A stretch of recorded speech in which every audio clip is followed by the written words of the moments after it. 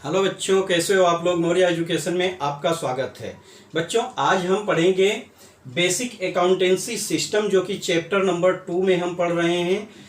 इसका हमने already 2 video बनाकर अपलोड कर दिया है। अगर आपने नहीं देखा है तो उसको भी आप देख लीजिए, क्योंकि कॉन्सेप्ट समझना बहुत ज़रूरी है। अगर आप अकाउंटेंसी पढ़ रहे हैं, बुक कीपिंग पढ़ रहे हैं, इनकेस आपने कॉमर्स स्ट्रीम को सिलेक्ट कर लिया है, तो बेसिक आपका क्लियर होना चाहिए। इसके लिए हम बेसिक को छोटे छोटे पार्ट में आपको समझाने के लिए यहाँ पर वीडियो अपलोड कर रहे हैं, जिससे कि आपका कॉन्सेप्ट क्लियर रहे। इसके पहले हमने जो फर्स्ट वीडियो बनाया था चैप्टर नंबर 2 का इंट्रोडक्टरी पार्ट है, उसमें हमने कुछ जो बुक में डेफिनेशन दिया गया है उसको हमने कंप्लीट करा है। सेकेंड में हमने कुछ बेसिक जो रूल्स है उसको बताया है कि कैपिटल किसको बोलते हैं, ड्राइंग किसको बोलते हैं, डेटर्स किसको बोलते हैं, इन्वेस्टमेंट किसको बोलते हैं, बुक्स किसको बोलते हैं, सारी चीज़ें उसमें हमने क्लियर किया है। आज हम उसी कड़ी में देखेंगे कि कॉस्ट किसको कहते हैं, ट्रेड रिसेबल क्या होता है, ट्रेड पेएबल क्या होता है, डिस्काउंट क्या होता है, एंट्री हम कहाँ पर करते हैं, बैड डेट्स क्या होता है, इंसॉल्वेंट क्या होता है और सॉल्वेंट क्या होता है, मर्केंडाइज क्या होता है और लाइव स्टॉक्स क्या होता है। ठीक है, तो चलिए हम स्टार्ट करते हैं। यहाँ पर बेसिक हमको कॉन्सेप्ट अच्छे से जानना और समझना बहुत ज़रूरी है।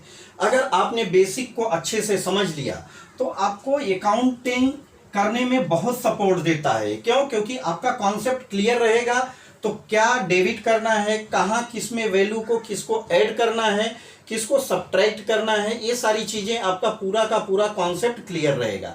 जैसे मैथ हमारा कॉन्सेप्ट और फार्मूले पे चलता है, बेसिक कॉन्सेप्ट पर चलता है, ऐसे ही हमारा अकाउंटिंग चलता है। और अकाउंटिंग तो बहुत बड़ा साम्राज्य है इसका। ये पूरा समझिए समुद्र की तरह है। समुद्र का जैसे कोई और छोर नहीं होता है, ऐसे ही अकाउंटेंसी का है। ऑल ओवर द वर्ल्ड में यूज होने वाले ये हमारे कॉमर्स स्ट्रीम के चैप्टर, ये इतना सब्जेक्ट है। ठीक है, अगर आपने इसको अच्छे से समझ लिया तो आपको यहाँ नेशनल तो छोड़िए, इंटरनेशनल लेवल पर भी आपके लिए जॉब की बहुत बड़ी बड़ी अपॉर्चुनिटी रहती है। तो चलिए यहाँ पर हम देखते हैं बच्चों, कॉस्ट क्या होता है। अगर हम कॉस्ट की बात आती है तो कॉस्ट को हिंदी में हम बोलते हैं लागत। ठीक है, लागत। अब लागत का मतलब क्या होता है? लागत का मतलब होता है परचेजिंग या मैन्युफैक्चरिंग प्राइस। किसी वस्तु को हम बनाते हैं तो ऐसा नहीं कि हमने मार्केट से रॉ मटेरियल लाया और सेल कर दिया।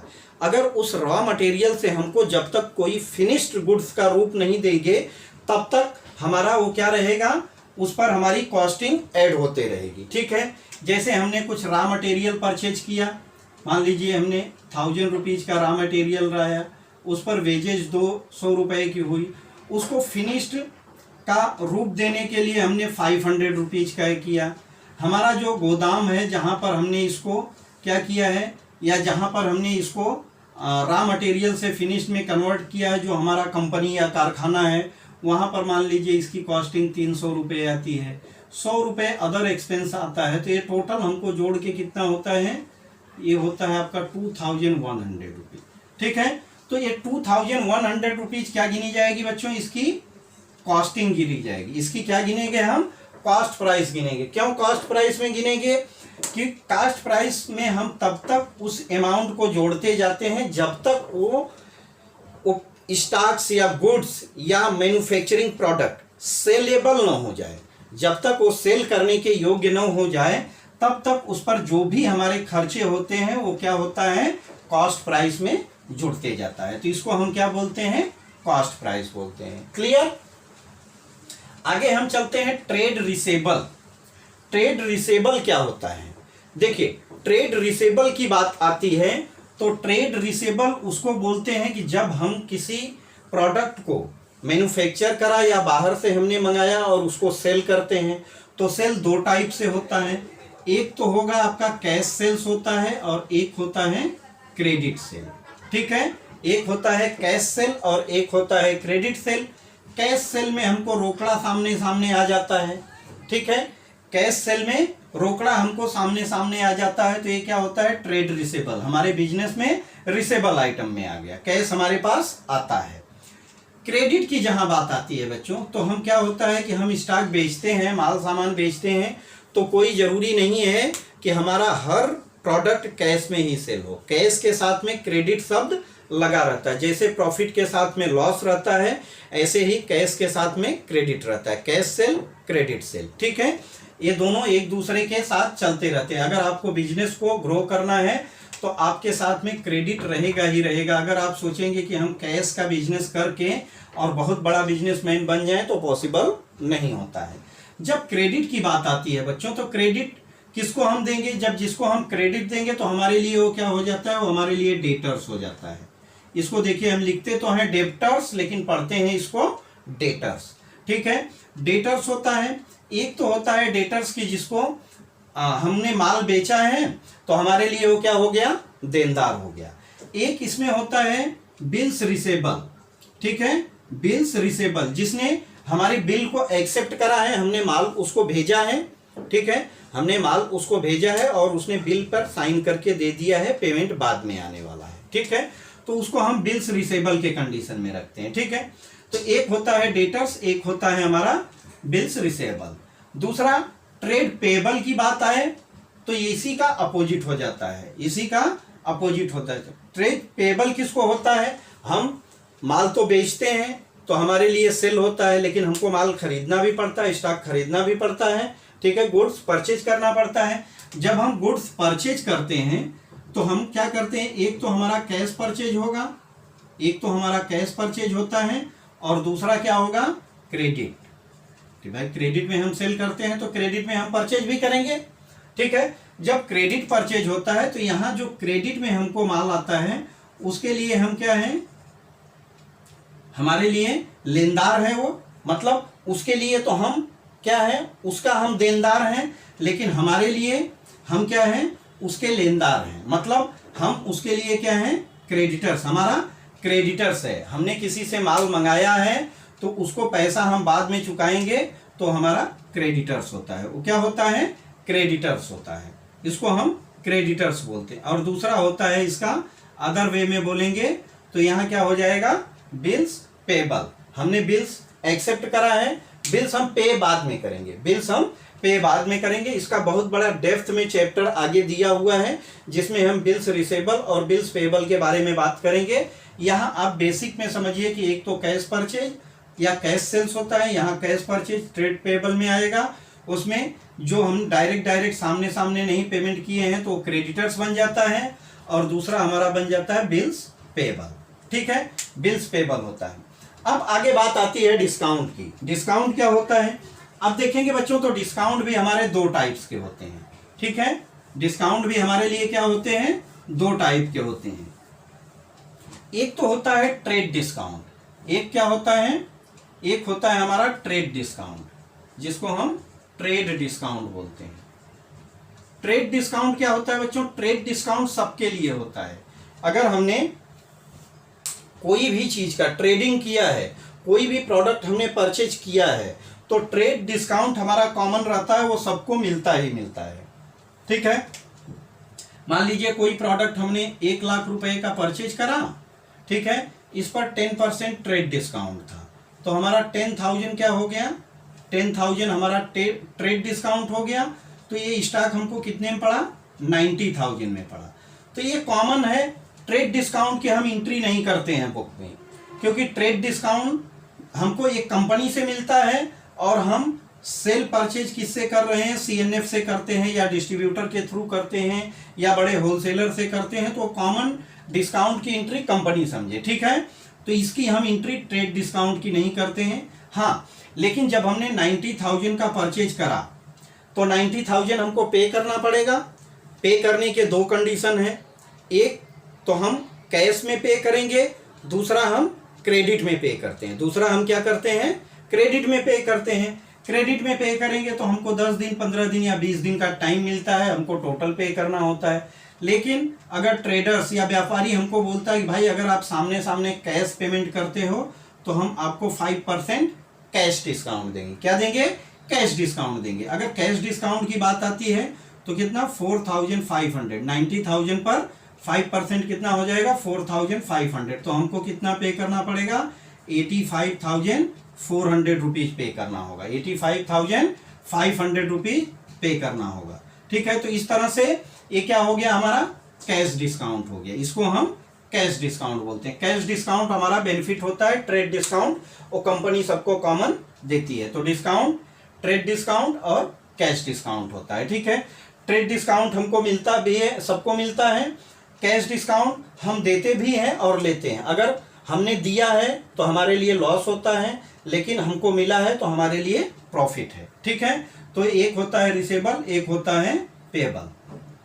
एंट्री, बात आती है एंट्री की। एंट्री किसको बोलते हैं? देखिए, हम कोई बिजनेस जब स्टार्ट करते हैं, टिल स्टार्टिंग से जो हम बिजनेस को, बिजनेस के A to Z रिकॉर्ड को एक बुक में या अकाउंट में या सीए के थ्रू या अकाउंट के थ्रू या अकाउंटेंट के थ्रू, जो बुक कीपिंग, अकाउंट, ये सारी चीज मैनेज की जाती है, उसमें हम एक एक दिन की डे वाइज डे की एंट्री करते हैं। ठीक है, डे वाइज डे की एंट्री करते हैं, वीकली हम टैली करते हैं या मंथली करते हैं। फिर हमारा इसी एंट्री से जो एक साल का फाइनेंशियल अकाउंट बनता है, जिससे हम इनकम टैक्स भरते हैं, या हमारा जो बैलेंस शीट बनता है उसके लिए जो रिक्वायरमेंट रहता है, ये सारे जो हम डेटा मेंटेन करते हैं, जो रिकॉर्ड मेंटेन करते हैं डे टू डे को, इसको हम एंट्री बोलते हैं, इसको हम एंट्री बोलते हैं। ठीक है, आगे बात आती है बैड डेट्स क्या होता है। बैड डेट्स क्या होता है बच्चों? देखिए, बैड डेट, बैड का मतलब ही हो गया कि बुरा, डेट्स मतलब हो गया डेटर्स, देनदारी जो थी, मिलने वाला पैसा। कोई पैसा ऐसा है जो कि हमको किसी व्यापारी से मिलने वाला था, या जिसको हमने माल सेल किया था उससे मिलने वाला था, वो व्यापारी अचानक से एक्सपायर हो गया, या उसकी डेथ हो गई, या किसी कारण से वो हमारा पेमेंट नहीं कर रहा है, मान लीजिए भाग गया। ठीक है, नीरव मोदी बन गया वो। अगर वो नीरव मोदी बन गया तो क्या हो गया कि वो पैसा तो हमारा डूब गया, जैसे कि आज बैंक, SBI सब लोग पीछे पड़े हुए हैं उसके। ठीक है, तो डूबा हुआ पैसा है। अगर जो रिकवर होता है तो उसको हम इसमें दिखाते हैं, रिसीवेबल में दिखाएंगे, लेकिन बाकी का जो है, जो पैसा नहीं मिलने वाला है, डूब गया, उसको हम बोलते हैं बैड डेट। तो जो हमारे डेटर्स से पैसा नहीं मिल पाता है, नहीं रिकवर हो पाता है, डूब जाता है पैसा, हमारा लॉस हो जाता है, उसको हम बैड डेट्स बोलते हैं, उसको हम बैड डेट्स बोलते हैं। ठीक है, इंसॉल्वेंट, इंसॉल्वेंट का मतलब क्या हुआ? देखिए, इंसॉल्वेंट का मतलब हुआ दिवालिया। इंसॉल्वेंट का मतलब क्या हुआ? दिवालिया। दिवालिया मतलब कि जो पूरी तरह से एकदम उससे हमारी कोई रिकवरी ही नहीं हो सकती। वो एकदम से समझिए जिस फील्ड में था या जिससे था, उसकी पूरी कोई भी प्रॉपर्टी नहीं बची है, सब प्रॉपर्टी उसकी बिक गई है, या जो भी हुआ है पूरी तरह से वो निरीह है कि वो पेमेंट नहीं कर सकता है। जब कोई व्यापारी या कोई बिजनेसमैन या कोई डेटर्स हमारा पेमेंट नहीं कर पाता है और उसको कोर्ट इंसॉल्वेंट घोषित कर देती है। कोर्ट क्या करती है? इंसॉल्वेंसी का उस पर ठप्पा लगा देती है, स्टिकर लगा देती है कि ये इंसॉल्वेंट हो गया है, मार्केट में इससे कुछ भी रिकवर नहीं किया जा सकता है, तो इसको हम इंसॉल्वेंट बोलते हैं। सॉल्वेंट का मतलब होता है कि जो पूरी तरह से आपका पेमेंट है, पेमेंट करने की स्थिति में है, पेमेंट करने की स्थिति में है, उसको हम सॉल्वेंट बोलते हैं। सॉल्वेंट का मतलब क्या हुआ?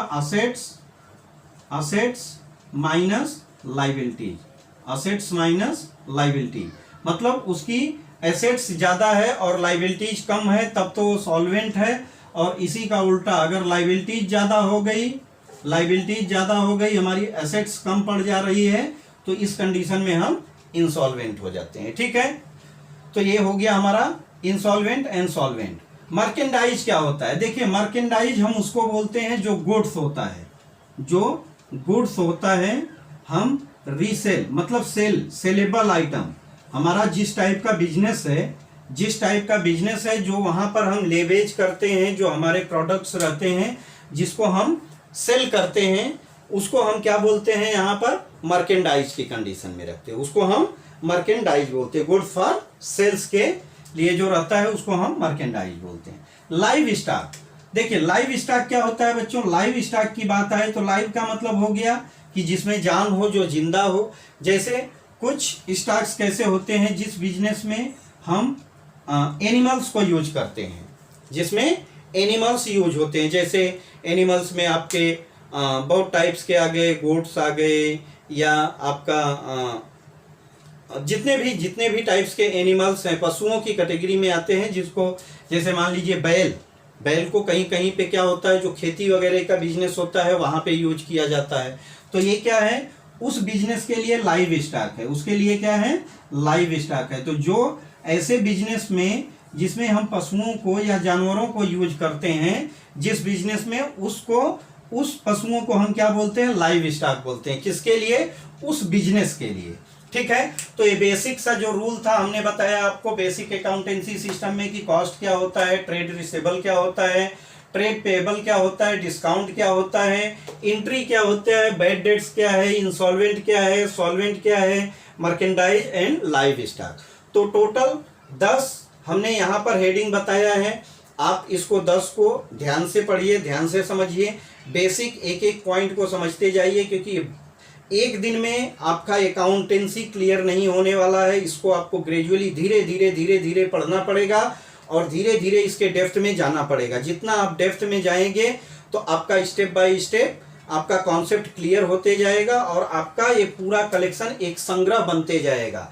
एक दिन में आप अकाउंटेंसी के ज्ञाता नहीं बन सकते हैं, उसके लिए आपको डेली मेहनत करना पड़ेगा। तो इसके लिए आप अकाउंटेंसी के हर पॉइंट को, हर पहलू को ध्यान से और अच्छे से लर्न कीजिए, समझने की कोशिश कीजिए। अब मिलते हैं नेक्स्ट वीडियो में, तब तक के लिए थैंक यू, बाय।